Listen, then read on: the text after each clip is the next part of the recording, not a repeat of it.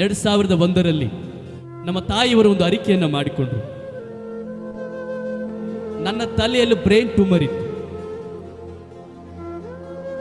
ಡಾಕ್ಟರ್ಗೆ ತೋರಿಸುವಾಗ doctor ಹೇಳಿದ್ರು, ಇದು ತುಂಬಾ ಕ್ರಿಟಿಕಲ್ ಆಗಿರುವಂಥದ್ದು, ಇದನ್ನ ಸುಮಾರು 10 ವರ್ಷ ಗೋಲಿಯನ್ನು ನೀವು ತೆಗೆದುಕೊಳ್ಳಬೇಕು, ಒಂದು ದಿನ ಬಿಟ್ಟರೆ ಪೀಡ್ಸ್ ಬರುತ್ತೆ. ಡಾಕ್ಟರ್ ಹೇಳಿದ್ರು. ಇದೇ ಗುಲ್ಬರ್ಗದಲ್ಲಿ ಬಸವೇಶ್ವರ ಹಾಸ್ಪಿಟಲಲ್ಲಿ 2001ರಲ್ಲಿ, ಅಂದರೆ 25 ವರ್ಷ ಆಯ್ತು. ಹೀಗೆ ಆ ಸಮಯದಲ್ಲಿ ತುಂಬ ಅವರು ಕಣ್ಣೀರು ಸುರಿಸ್ತಾ ಇದ್ದ. ಅವಾಗ ಬಡ ಪರಿಸ್ಥಿತಿಯಲ್ಲಿ ಇತ್ತು. ತುಂಬ ಕಣ್ಣೀರು ಸುರಿಸ್ತಾ ಇರುವಾಗ 2003ರಲ್ಲಿ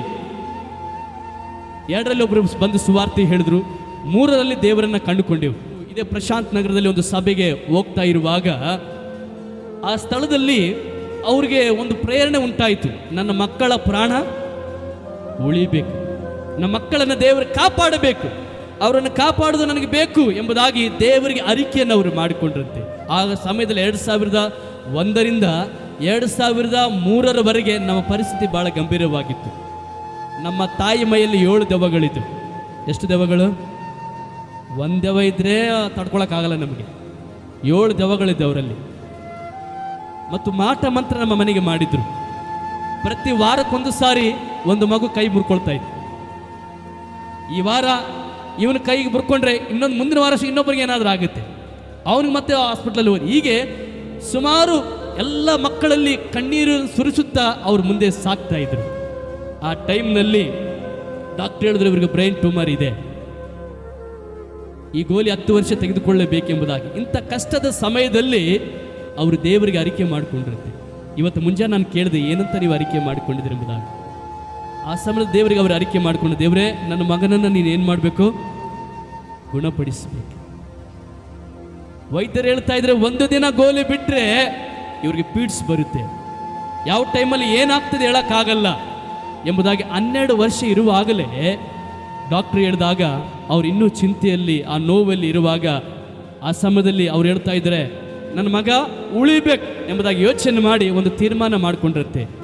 ನನಗೆ 6 ಜನ ಗಂಡು ಮಕ್ಕಳು ಇದ್ದಾರೆ, 6 ಜನರಲ್ಲಿ ಸಂಪೂರ್ಣವಾಗಿ ಸೇವೆಗೆ, ಎಲ್ಲ ಮಕ್ಕಳ ಸೇವೆಗೆ ನಾನು ಒಪ್ಪಿಸ್ತೇನೆ, ಆದರೆ 6 ಜನರಲ್ಲಿ ಒಬ್ಬನನ್ನ ಸೇವೆಗೆ ನಾನು ಒಪ್ಪಿಸ್ತೇನೆ. 12 ವರ್ಷ ಇರುವಾಗಲೇ ಅವ್ರ ಸೇವೆಗಾಗಿ ಒಪ್ಪಿಸಲಿಕ್ಕೆ ಸಿದ್ಧರಾದರು.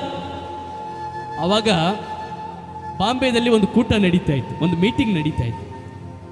ಬಾಂಬೆದಲ್ಲಿ ಮೀಟಿಂಗ್ ನಡೆಯುವಾಗ ಅವಾಗ ಎಲ್ಲರೂ ಆ ಒಂದು ಕೂಟಕ್ಕೆ ಹೋಗುವಾಗ ನಮ್ಮ ತಾಯಿಯವರು ನನ್ನನ್ನು ಕೂಡ ಕಳಿಸ್ಬಿಟ್ರು.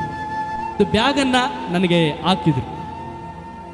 ಒಂದು ಬ್ಯಾಗನ್ನು ಹಾಕಿ ಕಳಿಸುವಾಗ ಅವ್ರು ಹೀಗೆ ಹೇಳ್ತಾ ಇದ್ದಾರೆ, ಅವರು ಅರಿಕೆ ಮಾಡಿಕೊಂಡಿದ್ರಂತೆ, ದೇವರೇ ಇವರು ಕೂಟಕ್ಕೆ ಹೋಗ್ತಾ ಇದ್ದಾರೆ, ಆ ಕೂಟಕ್ಕೆ ಹೋಗುವಾಗ ನೀನು ಅಲ್ಲಿ ಮುಟ್ಟಬೇಕು ನನ್ನ ಮಗನನ್ನು, ನೀನು ನನ್ನ ಮಗನನ್ನು ಅಲ್ಲಿ ಮುಟ್ಟಿ ಗುಣ ಮಾಡಿದ್ರೆ ಆ ಮಗನನ್ನು ಸಂಪೂರ್ಣವಾಗಿ ನಿನ್ನ ಸೇವೆಗೆ ನಾನು ಬಿಡುತ್ತೇನೆಂಬುದಾಗಿ ಅವರು ಅರಿಕೆ ಮಾಡಿಕೊಂಡಿರುತ್ತೆ.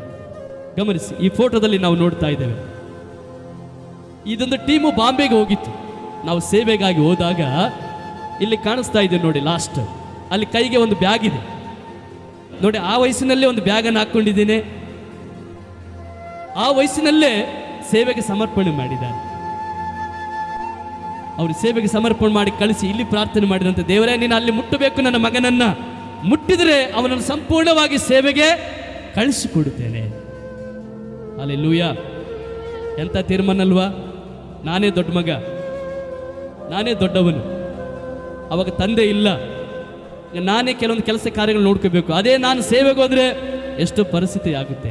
ಅಂಥ ಪರಿಸ್ಥಿತಿಯಲ್ಲಿ ಅವರು ಸೇವೆಗೆ ಒಪ್ಪಿಸಿಕೊಟ್ರು. ಆ ಟೈಮ್ನಲ್ಲಿ ಸೇವೆಗೆ ನಾನು ಸಮರ್ಪಣೆ ಮಾಡಿಕೊಂಡೆ. ನಮ್ಮ ತಾಯಿಯವರು ಸಂಪೂರ್ಣವಾಗಿ ಸಮರ್ಪಿಸಿದರು. ಆವತ್ತಿನಿಂದ ಇವತ್ತಿನವರೆಗೂ ದೇವರ ಸೇವೆಯಲ್ಲೇ ನಾನಿದ್ದೇನೆ.